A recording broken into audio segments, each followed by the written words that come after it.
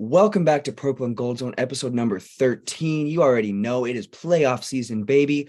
Thank the Lord we get to see our boys even in the playoffs. There were quite a few episodes where we were talking like we might not, but luckily that's not the case. Obviously, the Lakers are currently in the middle of a series versus the Memphis Grizzlies. They are currently entering Game 6, which will be taking place in Los Angeles at the Crypto.com Arena, aka Staples Center. I don't want to call it 2.0 because it's not really that what it is, because the name just throws me off so much, but it's all good. Either way, the boys are going to be out. They're ready to go. And I think it's going to be a really good Game 6. But before we go into that and talk about predictions for Game 6 / predictions for the next round, if our boys make it there, I want to kind of go over the first 5 games and just kind of go through certain points and certain things. There's a lot of foreshadowing, a lot of factors that are at play here. And I just want to kind of go over the first 5 games and just kind of go over where the Lakers are at now, because it's been a minute since we last talked. Last time we talked, the series hadn't even started yet. I mean, we had just made the playoffs. We were riding high, but now things are a little bit different. We're in the middle of a really intense series against the number 2 seed, and they're not playing around, but neither are we. As you can see, no Lakers jersey today. No Lakers hat. That's not really on purpose. I'm in the middle of substitute teaching right now. You already know how it is. I'm doing this in between periods because Lakers come first. But anyways, what I do want to say is this. No Lakers jersey because it's all business. I'm dressed business casual because it's all business. It's the playoffs. You already know. So let's get right into it. And let's talk about the first 5 games of this very intense, very entertaining Lakers versus Grizzlies round 1 series. So starting at Game 1, obviously taking place in Memphis, and knowing anything about Memphis, it's not just their players that talk that talk, their fans definitely do the same. Not a very welcoming environment to play in, but Crypto.com is actually not one, as we have came to find out either. So pretty evenly matched there with that mentality and with that fan, vibe. It was very much intense from the start. Here's what I will say about Game 1. I wasn't entirely sure what to expect going into Game 1, solely for the fact that we did not have a very good play-in game. And to be honest with you guys, we didn't even look like we were going to be the 7th seed until the last little bit of that play-in game.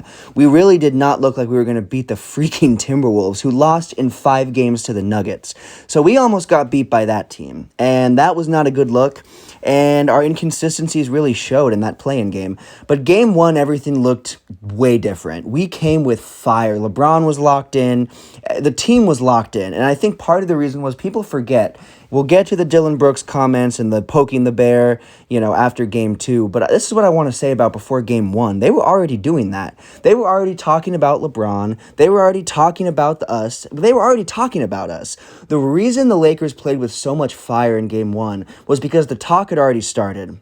And there were 2 specific players that were ready to silence the talk. One of them was Mr. Austin Reeves in his first ever playoff series as a player. His first ever game, he had 23 points, 3 for 5 from 3, 3 rebounds, 4 assists, 1 steal, 1 block. That was the overall both sides of the ballness that Austin Reeves brought. He even yelled out, "I'm him." I mean, come on now. He wouldn't have been able to yell that out had he not done what he did. So Austin Reeves had a great game, but the player that deserves the most credit for that Game 1 win is a player that I knew was going to be an impact, especially come playoff time, and that was Rui Hachimura. Hachimura, obviously, came to the Lakers. His minutes, his numbers, everything decreased a little bit just because of the team buildup. But he showed that even from the bench, he is that guy. He had such a dominant Game 1 performance.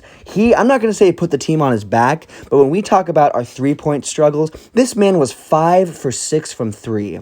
29 points, 6 rebounds, 1 assist. They could not stop Hachimura. He was absolutely that spark plug we needed on offense. Because I'm going to be honest, not everyone showed up. Troy Brown was just running laps. Dennis Schroeder was pretty inconsistent.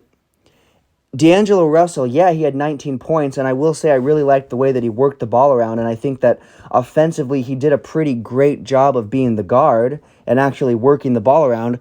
But when we talk about 3, he was 3 for 9, so the threes were not falling for D'Lo, but he was working decently well on the other end. But let's talk about the defensive end of the ball, because that is where we really showed out, and that is where one player in specific really showed out in Game 1, and that was Anthony Davis. AD did not have an A Disney performance where he gets injured or where he just is not really existent. He had an A freaking D performance. AD, not A Disney. He had an AD performance. 7 blocks.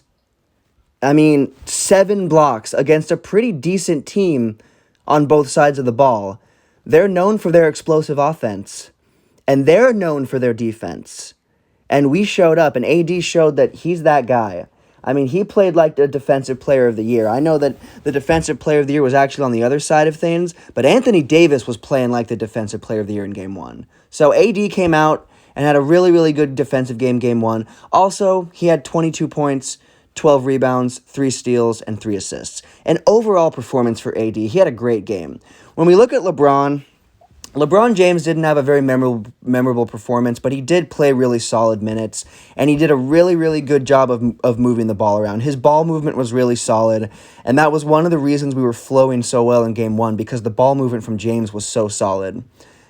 James walked away with 21 points, 11 rebounds, 5 assists, 2 steals, and 3 blocks. So LeBron, well, he didn't put up big performance numbers-wise, scoring-wise, and he didn't have his 20-rebound game like he had in game 4. He still had a really solid performance in game 1. And defensively, LeBron played like the LeBron we know playoff-wise. Defensively, LeBron wakes up defensively because LeBron is a decent defensive player the whole season, but he's not known for his defense throughout the year. But playoff LeBron, the defense was there.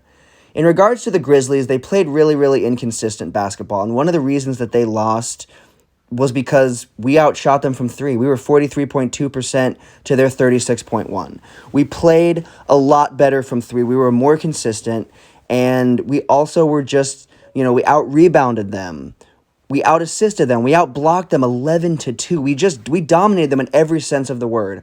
Obviously, Ja Morant injures his hand. It didn't affect the game. We were already winning, but he goes out, and there was some concern. Obviously, Ja Morant is kind of an injury-prone player. I credit it to the way he plays the game. Yes, the explosiveness is great, but it also accredits to some of his injuries. And he was out. And without Ja Morant, you would have honestly probably thought that we would be a shoo-in for Game 2.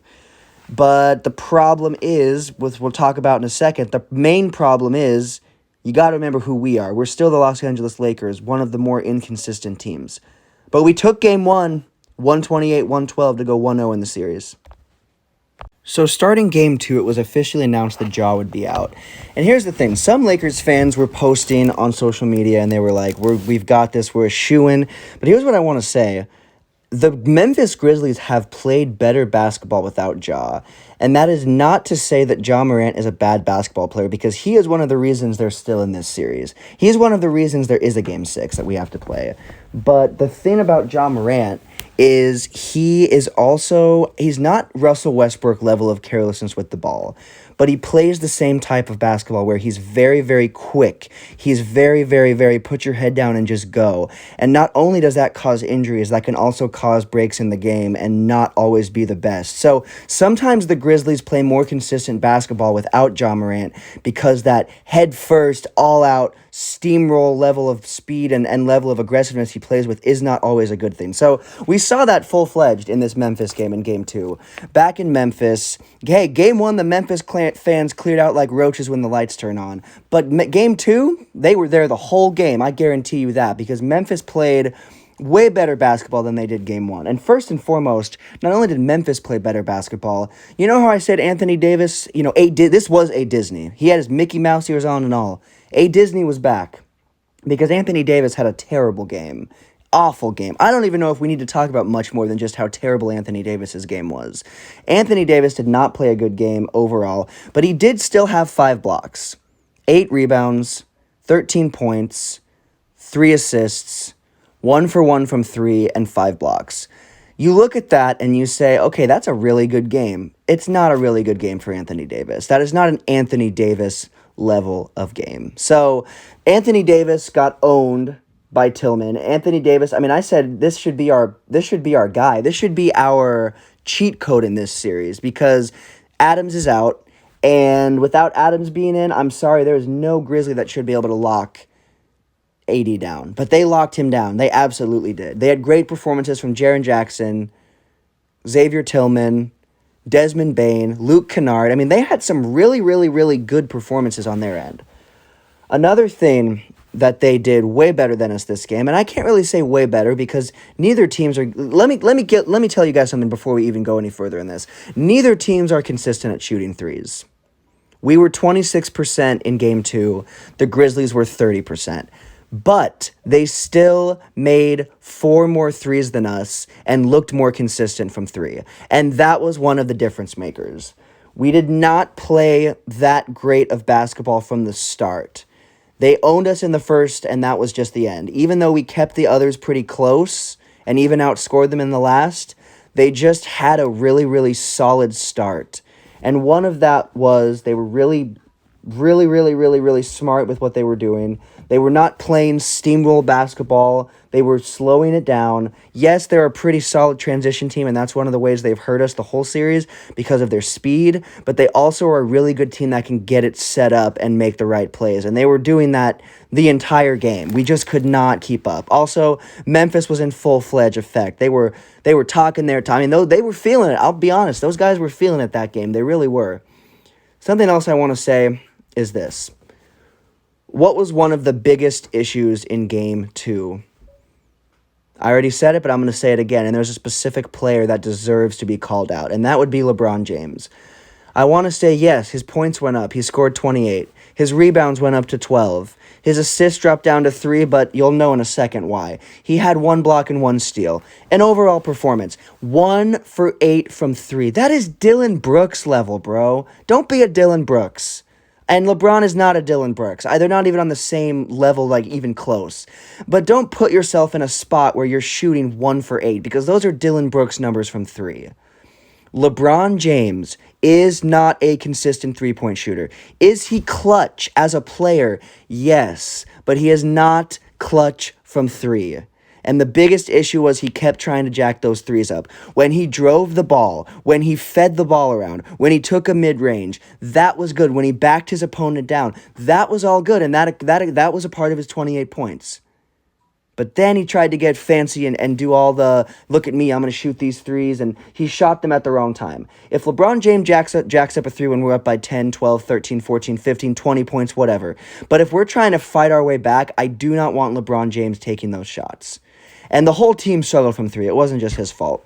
At the end of the day, we did start to fight back. The thing that I do want to say is before, in the regular season, and especially last season, you would not see this level of fight.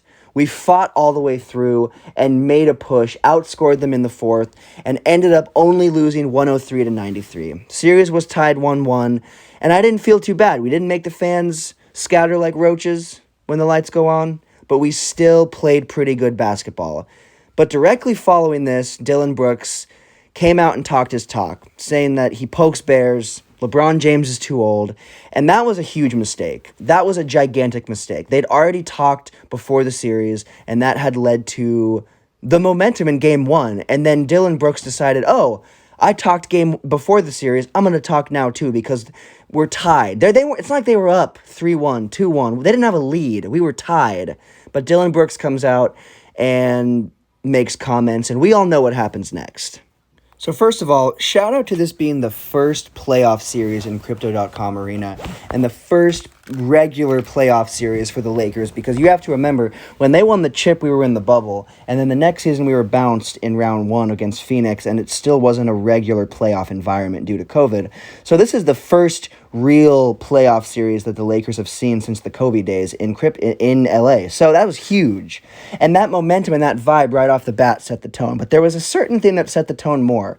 Before the game, you see LeBron go up to Dillon Brooks on the court and talk, and Dillon Brooks looked like a kid that's in trouble. The look he gave LeBron James was like a kid who's gotten caught talking back. That was the look he gave. He did not look confident, nor did he play. I mean, Dillon Brooks never plays that confident. His confidence is his talking. He's a glorified Pat Bev, but still, he still does that talk. But there was not much talking going on after that. So they meet up on the court. LeBron says his thing. Dillon Brooks goes to say that he just told him his birthday. Well, unless LeBron's birthday takes a couple of sentences to say, he said more than his birthday. Brooks just doesn't want to say what was said to him. because he knows that's just going to make him look worse. But anyways, the Los Angeles Lakers very much showed that we are not losing in front of our Lakers fans. We're not losing in front of the Stars. We're not losing to the Memphis frickin' Grizzlies. And we started the first in a historic way. We outscored the Grizzlies 35-9 in the first. I'm not going to lie. I was losing my mind. I was on top of the world. I have not been that excited and that ridiculous watching the Lakers since we won the championship. That was so much fun. I wasn't even in the arena, and I could hear how loud it was. I could feel the energy, and we absolutely went off. Now, I will say, Ja Morant's back, and Ja Morant is the only Grizzly that had a memorable performance. Desmond Bane had 18, but Ja Morant actually had a really solid performance and almost brought them back. If you can imagine coming back from a 35-9 lead in the first. He played pretty good. 45 points, 9 rebounds, 13 assists. He had a really good game back from that injury. But the rest of the Grizzlies were non-existent. Specifically, Mr. I Poke Bears Dillon Brooks, who had an absolutely abysmal statistical game. Like, just terrible. 7 points, 3 for 13, 1 for 5 from 3, 2 rebounds, 1 assist. Yeah, come on, bro. You're going to talk that talk and then play like that? And it's not like he's some monster player who just had an off game. He doesn't average more than 14 points, 3 rebounds, 2 assists, 0.9 steals, 0.2 blocks. LeBron has never averaged that low. And I'm not trying to compare them. The only reason I'm doing that is because he was trying to talk his talk and say he's him. He is absolutely not. The Lakers played phenomenal basketball. And yes, the Grizzlies made a little comeback push with Ja Morant, but the entire game, the Lakers were in control. That is the most control I have seen the Lakers have in any game since their last championship run. LeBron had himself a really, really, really solid performance. 25 points, 9 rebounds, 5 assists, 1 steal, 1 block. Like I've said, LeBron James is playing overall basketball, and that is something that is good to see. He doesn't have to drop 40 for us to win. He just has to play his overall ball. And he did. Rui Hachimura has been playing phenomenally from off the bench, and he continued that this game. 16 points, 2 for 2 from 3, 5 rebounds, 1 steal. Super solid performance from him. Super, super solid performance. We saw a little bit more from Anthony Davis this game, which you needed to. Like I said, it wasn't a Disney. He took the Mickey Mouse ears off. Didn't need to play off any of those injuries. Like, he was good. He was out here this game. 31 points, 17 rebounds, 2 assists, 2 steals, 3 blocks. An overall performance, the performance we needed. The performance that the Grizzlies can't shut down, and they couldn't. They could not shut him down that game. And that made all the difference. But here's what I will say. They outshot us from 3 still. They absolutely played better than us from 3. We had an abysmal 25% from 3. Now, they had 33. That's not much better, but still, they definitely outshot us, and that made a difference. One of the reasons they made a push and almost came back was because they were out shooting us. And Ja Morant was 6 for 10 from 3 against us that game, and that was a big factor in their comeback. So the Lakers did not defend the 3 that well, but every other aspect of the game, the Lakers were clicking. Crypto.com was absolutely bumping. We were aggressive. We were in it. This was a great game. This was a great first game in Crypto.com playoff-wise. It was a great way to start. We did not out-rebound them, excuse me. We did not out-rebound them. But again, the block numbers, we more blocks, more steals. Defensively, we played way better in this game. Defensively, we were on point. And it shows because when they started making that push, the old Lakers team would have crumbled and fall. We would crumble and fall in games against like the frickin' Detroit Pistons when we were up. We would crumble and fall against anyone. We did not crumble and fall against the Grizzlies.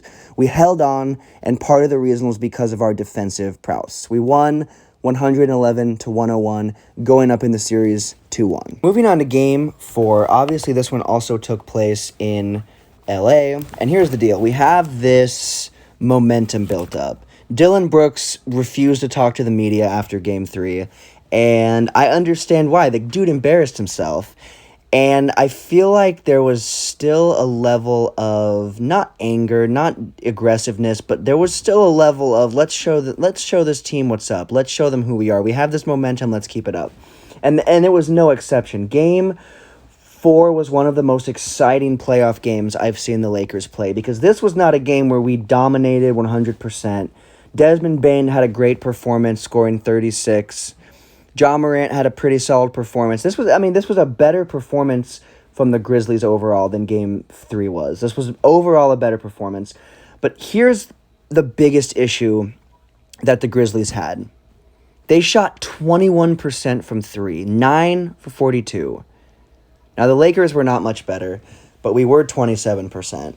And a trend that I liked, something that I really liked seeing in Game 4, quite a bit more than I liked in any of the other games, was there was a lot more accountability being taken and there was a lot more rebounding. Even with our missed shots, the Lakers did a phenomenal job rebounding. Specifically, Mr. Year 20, Mr. Playoff James.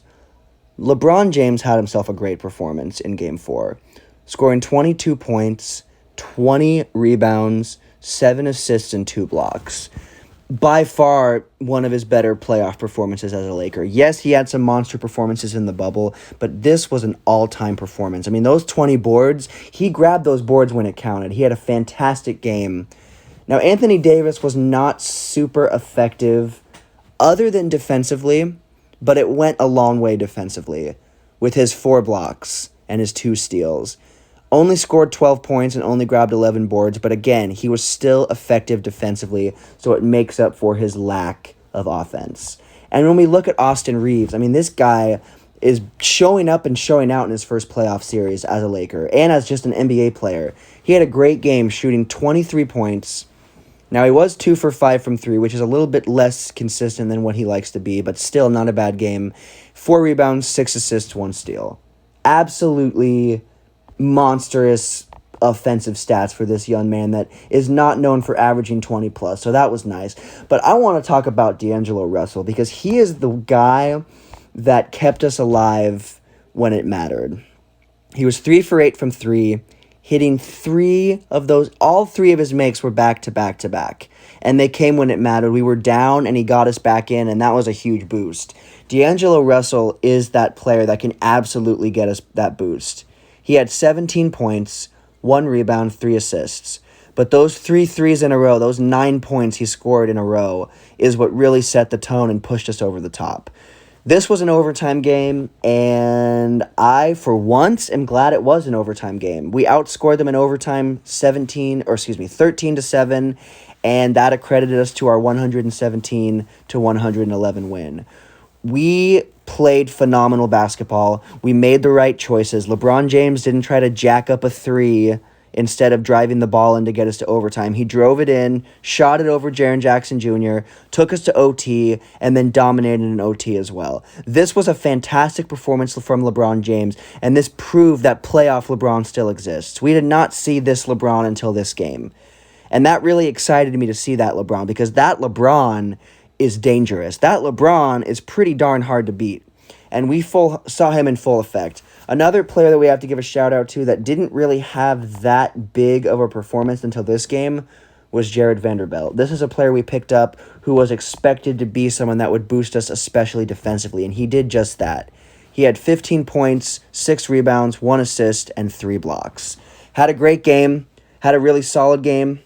Really, really, really big defensively, had some really big blocks and big moments. And this Lakers team as a whole just looked really, really, really solid. And we were really, really, really in their face playing great ball. And another person I want to shout out, who has not gotten a shout out yet this series, is Mr. Dennis Schroeder. Again, Dennis Schroeder didn't have a huge game statistic, 12 points, 1 assist, but he had 2 steals and 2 blocks. And he was guarding Ja in the 4th and held Ja to 19. Yes, Ja didn't have his most consistent game. We've got to say that as well. But Ja is a player that it's hard to hold him to 19. He is usually at least giving you 25 plus points a game. But I will say this. Dennis Schroeder locked him down in the 4th and helped keep him out of it and keep us in the game. So shout out to him. I said that was going to be a key him playing on Ja Morant because he matches him in speed. Is he the same player as Ja Morant? Of course not, but he matches him in speed, and I do think that he can get that step ahead and really, really do a good job defensively against him. And he did just that. I can't go without looking at Mr. Dylan Brooks, Mr. I Poke Bears. We got to talk about him because, come on, he's done so much talking. How can we not? This game, he had a slightly better game. Slightly. 11 points, 5 rebounds, 4 assists, 1 for 7 from 3, 4 for 11 overall. I mean, come on. He's not that guy. He should have never talked. Him and Ja both did not talk to media after this game. But, of course, we all know where Game 5 was going to go. Game 5 was going right back to Memphis, one of the tougher places to pull off a W. So first of all, Game 5, obviously, like I said, back in Memphis. Memphis is not a friendly place to win at. Memphis is not a friendly place to even just play at. Whether you're winning or losing, it doesn't matter. It's not a friendly environment. And the Memphis team itself, we've got to remember, they are the 2 seed. Okay? This is not reversed. We're not the 2 and they're the 7. They're the 2, we are the 7.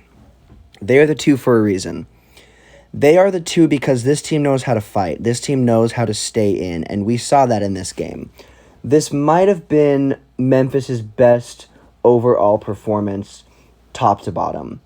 We had Ja Morant with 31, Desmond Bane with 33, and Jaren Jackson Jr. with 18. Dylan Brooks, another game of pretty much running laps and not talking, but still being his annoying self. Xavier Tillman, not super effective. Luke Kennard, not super effective. So when we talk about what won this game for this Memphis team, we've got to talk about their 3 stars. Ja Morant, Desmond Bane, and Jaren Jackson Jr. Because those are the team's stars. Those are the team's key players. And they played great basketball. Right off the bat, they played explosive, aggressive basketball. Anthony Davis had himself a pretty solid performance with 31 points, 19 rebounds, 1 assist, 1 steal, 2 blocks. Not a bad performance at all from AD. Definitely upping his level of play. Austin Reeves had a pretty decent game. D'Angelo Russell did not have a very good game. Very, very, very cold from 3, 2 for 5, 4 for 11 overall, only 11 points. He did have 10 assists, and he did get some pretty good dishes, but it didn't make up for his lack of shooting, and when he did shoot, he was not effective. But we've got to talk about what was the real player that brought us down. What was the real player that did not have the game we needed him to have? And that's LeBron James. 1 for 9 from 3. 15 points, 10 rebounds, 5 assists, 1 steal, 1 block. I like the rebound numbers. I don't hate the assist numbers. I don't hate the steal or block numbers. If LeBron James gets a steal and a block a game, that's a pretty solid game for him. Because, again, that's not what he does throughout the entire season. He's a defensive player. He has a decent defense arsenal, but he's not known for being the defensive player of the year or being that defensive force the whole season. It's just playoffs, he really comes alive. So I'll take 1 and 1, but what I won't take is 1 for 9 from 3. One of the reasons, besides just the fact that we had trouble stopping Memphis's stars, one of the main reasons that we lost this game is we beat ourselves. And that's what we've done. This was a game, I've not seen us beat ourselves more than I saw us beat ourselves this series. Even in Game 2 when we lost. We lost in a different way this time. We lost in a more negative way, and we were 25% from 3 to their 35. That was one of the biggest factors in this, was we were missing so many threes, specifically from Mr. LeBron James. LeBron James was not looking good from 3 at all. He came out after the game saying he had a bad performance and he has to step it up, and I could not agree more. And it's not that I expect him to carry the workload like he had to do in Cleveland, except for maybe one season. I just expect him to be a little bit more explosive and play more like Game 3 LeBron and Game 4 LeBron. Because that Game 5 was not the LeBron James that he wants us to see. I mean, that was not the performance that was wanted. And now we're looking at a series where we're only up by 1 game. It's a 3-2 series. LeBron James has been on the other side of being down 3-1. I know he doesn't want to be on the other side. So Unfortunately, we did make a little bit of a push actually in the third to the fourth. We started to make a push in that transitional period. But again, so many threes that we were just hucking up, throwing up, like it was backyard basketball. Like we were just at the park, messing around with our boys, shooting threes that we knew we couldn't make. Was this the try not to make it challenge? Because that's what it seemed like for the Lakers. Now, yes, we had some threes that went in. We hit a couple, but it wasn't enough.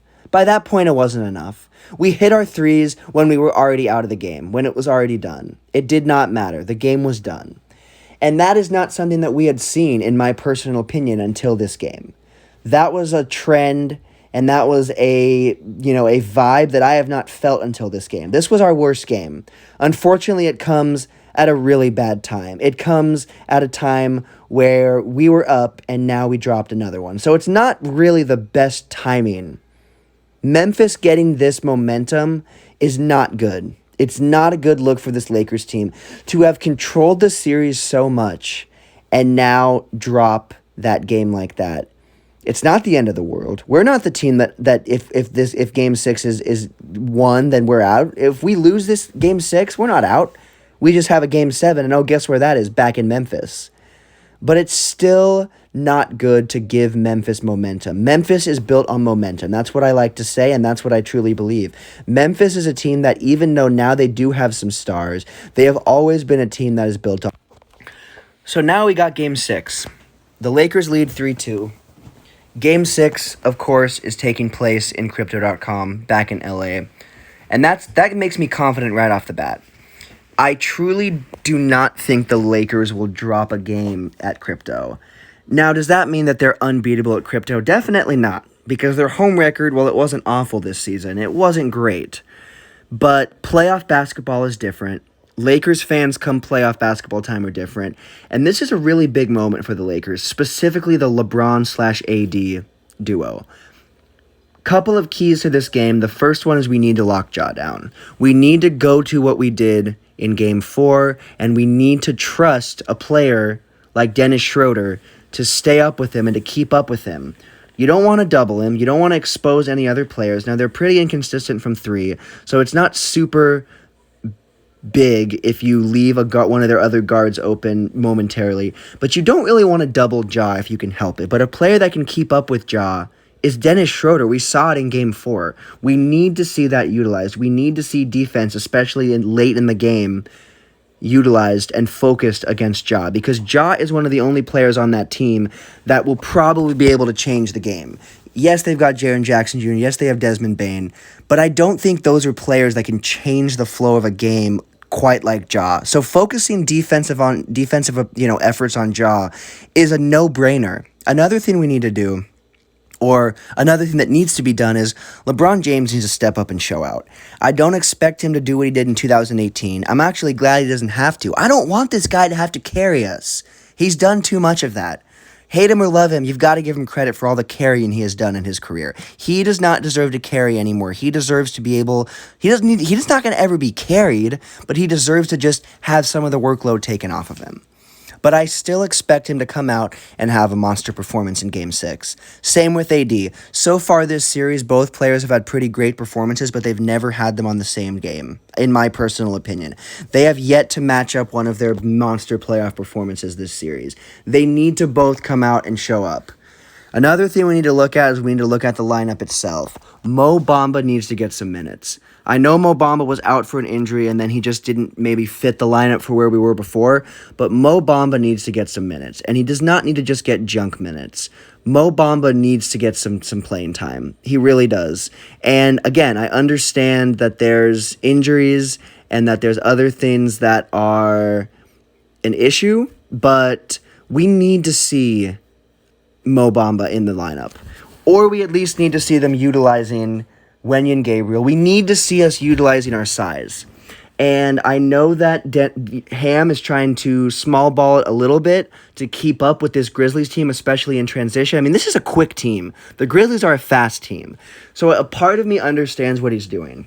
But another part of me is like, bro, we can outsize the Grizzlies and we need to. So whether or not Mo Bamba plays or not, Wenyen Gabriel needs to get more than just some throwaway minutes. He needs more than garbage minutes because I do think if we utilize our big men more, again, I've said I'm not a big fan of Wenyen Gabriel. I'm not saying he's the answer by any means, but utilize the Mo Bambas, utilize the Wenyen Gabriels, utilize our size because they do not have size on us. With Steven Adams out, they do not have size on us.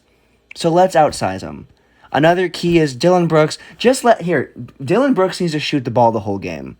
If Dillon Brooks shoots the ball the whole game, I think we're fine. But no. The last key and the biggest key, actually, this is the biggest key. I've said my other things, but the biggest key is this. The Lakers need to be consistent from three, and that does not mean shooting a bunch of threes. More likely than not, if the Los Angeles Lakers, even now with the D'Angelo Russell hitting 3 shots in a row, or with the Malik Beasleys, who, not super consistent at all, actually, but any of these players, the Austin Reeves, the Rui Hachimuras, that we know can shoot threes, you need to be smart about it. This is a team that is really, really good mid-range and on. Mid-range to post, this Lakers team is solid. They are still very shaky from three. The Grizzlies are also shaky from three. It has kind of came down to who can make the least amount of mistakes from three. And that's not always played a factor because the Grizzlies outshot us from three in a game that we still won. But for the most part, it's been determined or at least helped the flow of the game depending on who is not just hacking up threes and missing them. The Los Angeles Lakers need to be smart about who is shooting threes and when they are shooting threes. If they can capitalize on all these points, as well as just being in Crypto.com arena, I've got the Lakers winning this series in 6. I really hope we don't have to talk about a Game 7 for the sole purpose that the momentum is completely even again. We still have a little bit of momentum on this team. But if the momentum is even again, look out. I'm not saying we would lose a Game 7. I'm just saying it is extremely important and vital that we win this Game 6. Because that will also set the tone for the next round. And speaking of the next round, we're going to talk about the 2 potential teams we might face up in the next round and my prediction for those rounds, depending on the teams, whether it be the Sacramento Kings or the Golden State Warriors. Let's go into that next. So the first potential matchup, if we make it to round 2, is against the Golden State Warriors. They currently lead the Sacramento Kings 3-2, heading into a Game 6. Now, here's what I'll say about the Golden State Warriors. They did not start their series against the Kings very consistently. They honestly looked like they might get swept. Now, that's a big claim. Sweeping the Golden State Warriors is different than beating them in a playoff series. Sweeping them is really not something that I truly think. I'm not going to say it's not possible, but it's very, very, very difficult to sweep a team like the Golden State Warriors. Here's what I will say about them. If they beat them, whether it be in Game 6 or Game 7, they are going to have a momentum that they did not have in the first 2 games of round 1. They will have a momentum of, okay, we're still this team. We can come back from being down and we can make a push. And they did. They came back being down 2-1. And they did make a push. They absolutely made a push. And I think you can't ignore that. You can't ignore what this team is. I don't think I'm super sold on them for the sole purpose that they're the worst team when it comes to away games, especially teams that are still alive and still playing. They're the worst team when it comes to away games. And you can't win a championship by just winning your home games. You absolutely cannot win a championship like that. So, for me, the Golden State Warriors, if they beat the Kings, coming back from, being down 2-0. Now, it's not the 3-1 lead that was blown before or anything like that. It's not like you're coming down from 3-1, whatever. But being down 2-0 and playing against a team as explosive as the Kings and as unforgiving as the Kings, that is a pretty big testament to who this Warriors team still is. So I do want to say right off the bat, this Warriors team is a very legitimate team, and they're very much still a team that needs to be looked at. And they were not a team that I thought was like that until they came back from being down 2-0, and now they're the team that leads. This is what I will say. Where do we have the advantage in this series? We have our advantage in size. The biggest thing that the Lakers have, and this is actually over most teams in the West, is we have an advantage at the big man position. Now, a big factor in that is AD staying healthy, and it's also we need to utilize Mo Bamba, Wenyen Gabriel. We need to utilize more of our big men. I think that Darvin Ham seems to understand that. He made a statement on that, and I think that especially if we make it out of this first round, it gives him a chance to look at what we need to do differently at the start of a new round. I do believe we will see our big men playing more minutes and getting more touches on the ball, especially if we are playing against the Golden State Warriors, because that will be, in my opinion, that will be our biggest advantage, will be down low. Now, where do we need to be careful? And that would be not down low. That would be where Steph Curry, Klay Thompson, Andrew Wiggins, and Jordan Poole will be at. And that is the outside. They are all extremely explosive players who are also extremely dangerous from three. Now, they're not always dangerous from three. I mean, Curry was 2 for 10 from three in the last game, but they still won because he was really solid from not three. He was really solid from mid-range, and he had a couple really nice runs to the hoop. So Steph Curry still scored 31, even going 2 for 10. But what I will say is this. If a player like Curry shoots 2 for 10 against the Lakers, we should be getting those boards every single time. And that is going to hurt the Warriors more than anything. I'm not going to sit here and say that Steph Curry is not clutch in the playoffs. But we see Steph Curry's game decline in the playoffs. Now, respect to the champ, respect to the greatest shooter of all time. He still has memorable playoff performances, but he does seem to kind of fall off of the face of the earth, at least in different games throughout series. And you're not going to be able to do that against the Lakers. If the Lakers beat the number 2 Grizzlies, we are extremely dangerous. But at the same time, if the Golden State Warriors beat the number 3 Kings, they are also in a similar situation. They're also a dangerous team, and they're also a team that's going to have that momentum. So realistically, we're going to have 2 teams that people didn't really know if they were going to make it out. Now, the Warriors, I think people gave a little bit more credit to because they're the Warriors than the Lakers versus the Grizzlies. But still, when they went down 2-0, even I was like, the Warriors are done. That's it. They're going to have momentum, which will play to their strengths. But again, Curry has been known to disappear in playoff series, specifically against LeBron, and I truly feel like if he shoots like he has in some of the round 1 performances, we will be able to use that to our advantage. But the biggest factor that we're going to need to do to really, really, really push this team and get out of this series is lock him down from 3 and utilize our big man. In my opinion, those are the two biggest factors. Yes, you need someone to guard Steph. Steph is one of the hardest players to guard. Even one of the fastest players in the league can't guard him. But here's the thing. That part I'm not worried about because we're already having to worry about that in round 1 with Ja. In my opinion, Ja is harder to guard than Steph Curry top to bottom. And so we're already having to deal with guarding one of the best guards in the league. So we're not going to have to worry. That's going to be something to factor in, but I'm not worried about that. We're already being challenged round 1. So here's the thing. We're battle tested. If we make it out of round 1, we're battle tested. But the Warriors are also battle tested. This is what I'm going to say. The Golden State Warriors are the former champs, defending champs, and they're no slouch. But I do see this being a similar series to the Grizzlies-Lakers one is now. I don't see either team sweeping the other, but I do see it pushing to 6 or 7 games. I would say at this moment, I am pretty even on who I think would win that series. I don't think it's a sure thing we will, but I don't think it's a sure thing they will. I think it's going to be a shot-for-shot series just like this Grizzlies-Lakers one was. I truly think that would be a series that would go up until a 6 or a 7 game series. And what an exciting series that would be.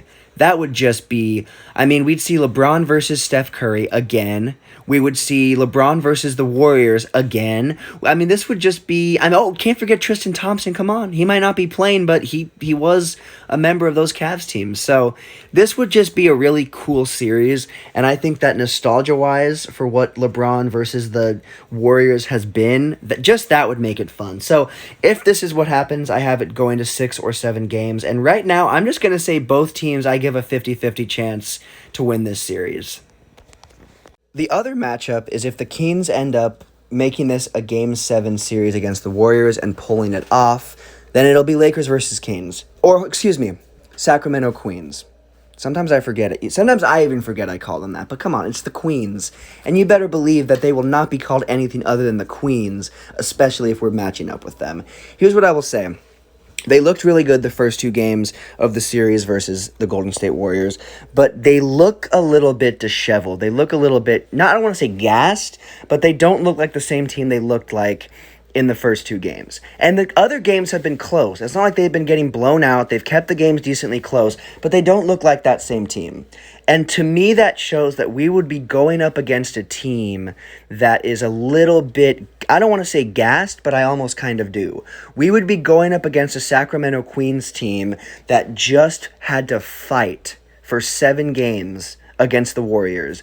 I don't think that would be that challenging of a team to beat. I've got us beating the Queens in 5. If we play the Queens, I'm going to keep it short and simple. I have us beating them in 5 for the sole fact that one team, in our regards, battle-tested, 7th seed, made it through, fought for it, boom, here we are. Other team, the 3 seed, has to push it to a Game 7, blows a 2-0 lead, and we've seen 2-0 leads blown. That's not the worst lead blown. The worst lead blown obviously is 3-1.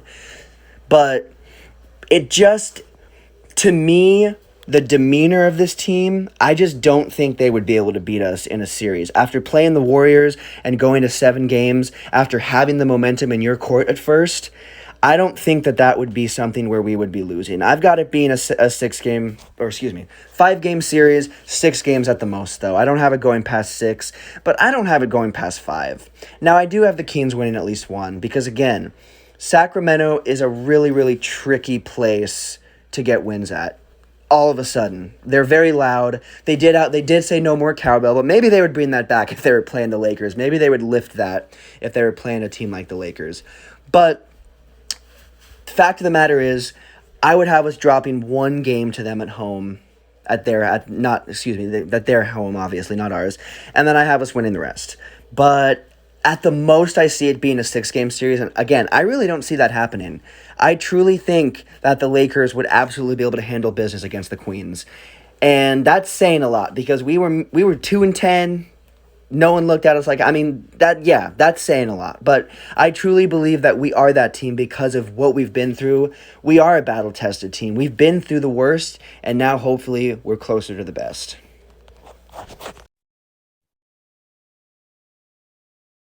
Well, guys, that wraps up another episode. Thank you guys so much for watching. Be on the lookout if the Lakers make it to round 2. We will do an episode before round 2 begins. If they're out, either way, we'll do an episode. There'll be an episode within the next week that will be released. Be sure to look for that. In the meantime, go Lakers.